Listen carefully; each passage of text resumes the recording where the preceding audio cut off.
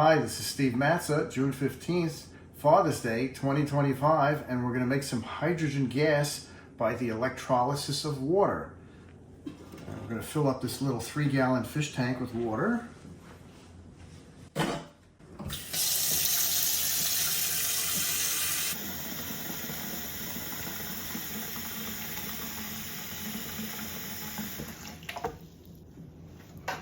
Pretty heavy.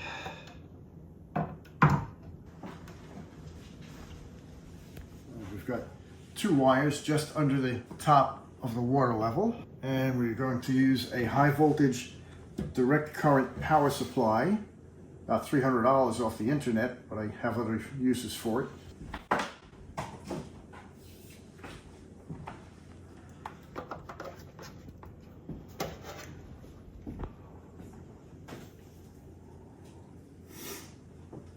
Come around.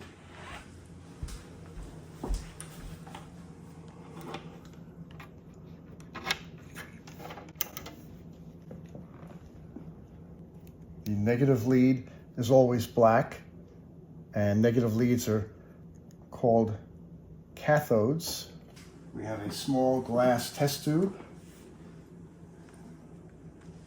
I'm going to fill the test tube up with water, put it over the negative wire.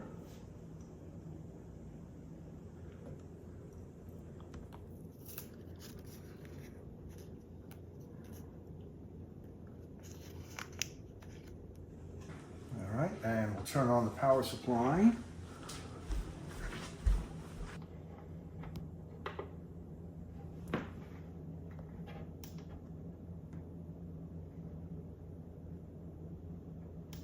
We are going to 265 volts.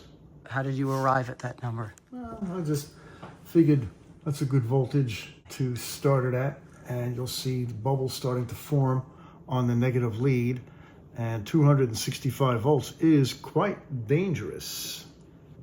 And if you can get in close, you can see the microscopic bubbles coming off that wire. Can you see it? Those are bubbles of hydrogen. So this will take about 10 minutes to fill up the test tube, so we'll come back in 10 minutes.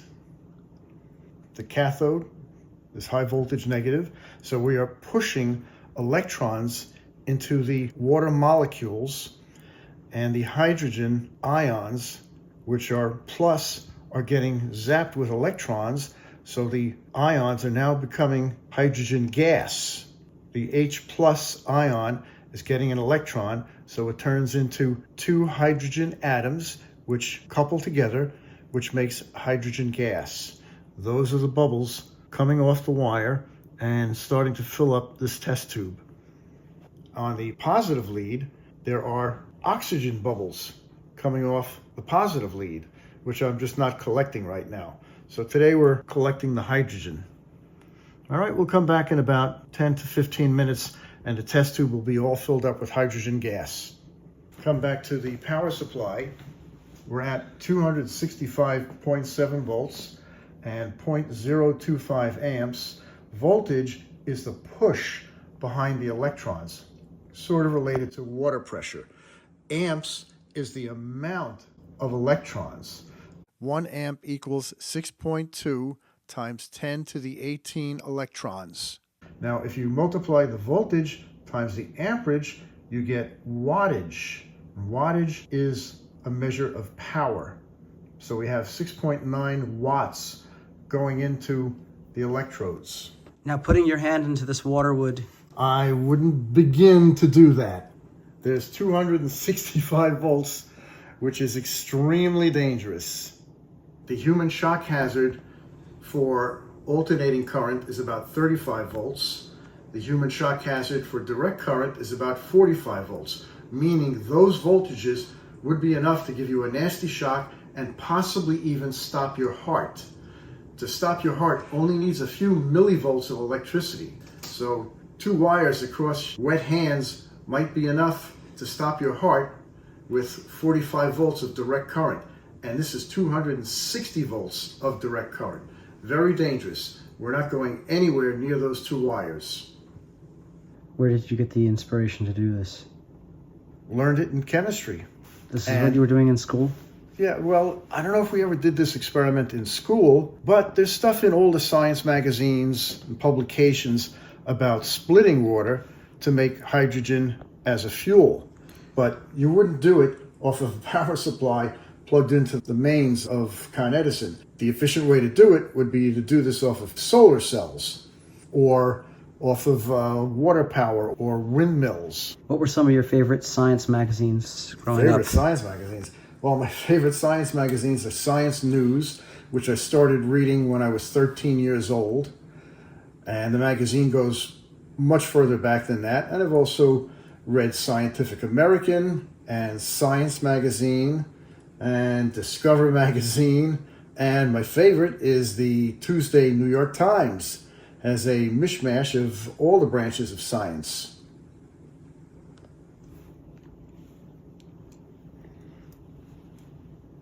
All right, we've already got about a 1/4 inch bubble in the top of the test tube.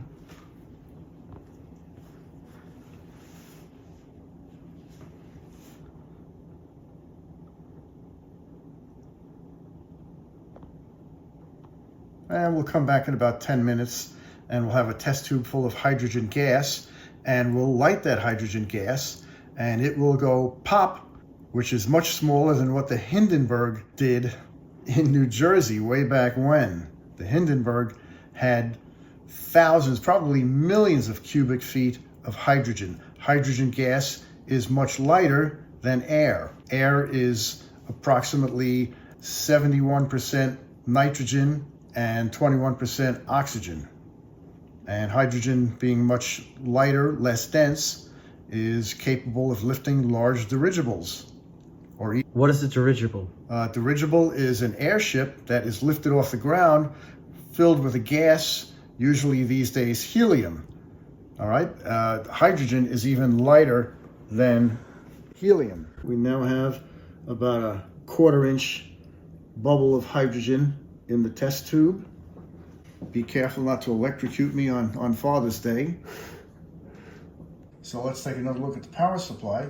Power supply I have set solid at 265.7 volts. It's a constant voltage adjustment, and the amperage changes ever so slightly every now and then by how many bubbles are coming off the wire. And you do the math and it turns into the wattage. So we get about 9 watts of energy going into the water. It's plain tap water. I did this a long time ago, and I put a tiny pinch of salt in the water, and it actually split the salt, and I had a slight odor of chlorine gas. So this time I'm not adding any salt to the water. I purchased this fish tank off of Amazon. It was about $35 with the cover and the light assembly, and this fish tank is glass. I prefer glass. They offered many other fish tanks made out of plastic, but this one is glass. So I had to go on Amazon and buy 25 test tubes just so I could get the one. I couldn't find my chemistry set up in the attic, so I just went on Amazon and bought a whole bunch of small test tubes, 4-inch by a 1/2 inch glass test tubes. Michael Faraday is credited with discovering the laws of electrolysis, which describes the chemical changes produced by electricity. He developed these laws in the early 1830s, building upon earlier work on electrochemistry, while William Nicholson and Anthony Carlisle are recognized for discovering the electrolysis of water in 1800. Faraday's contribution was to formulate the quantitative relationship within the process. This is from the internet. The negative lead, which is the cathode, is producing hydrogen bubbles, filling up the glass test tube. The positive lead is the anode, is producing oxygen bubbles coming off the right-hand wire. And we're getting twice as many hydrogen bubbles as oxygen bubbles. When you split H2O, that number 2 means there's 2 hydrogens for every oxygen. So we're getting twice as many hydrogen bubbles as oxygen bubbles. We'll do a collection of oxygen bubbles next time. Here is a graphic representation of what a water molecule looks like. I don't know if I got the angles exactly right, but that's pretty close to what a water molecule would look like. And the electricity is splitting it up, giving us 2 hydrogens and 1 oxygen.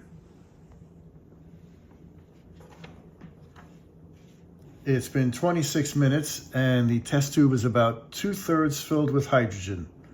So I'm guessing we got about maybe another 10 minutes till we get to the bottom of the test tube. It's been about 30 minutes and we now have a test tube full of hydrogen gas. The power supply has stopped charging.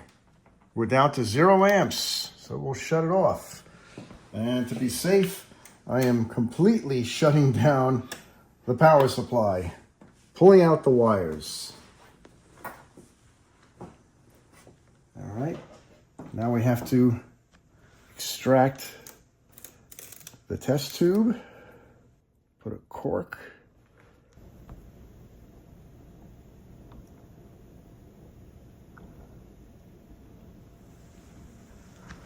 All right, so now we have a test tube full of hydrogen gas.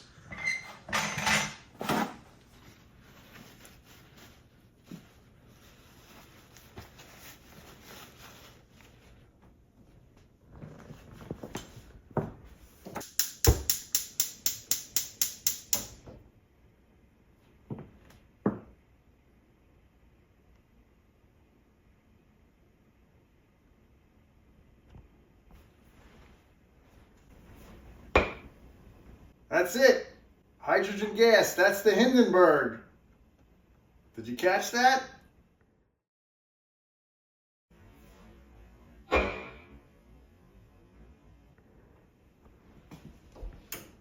Well, there's your electrolysis. June 15th, 2025. Don't try this at home unless you know what you're doing, because we're talking high voltage and water. And high voltage and water don't mix. That's your science for the day.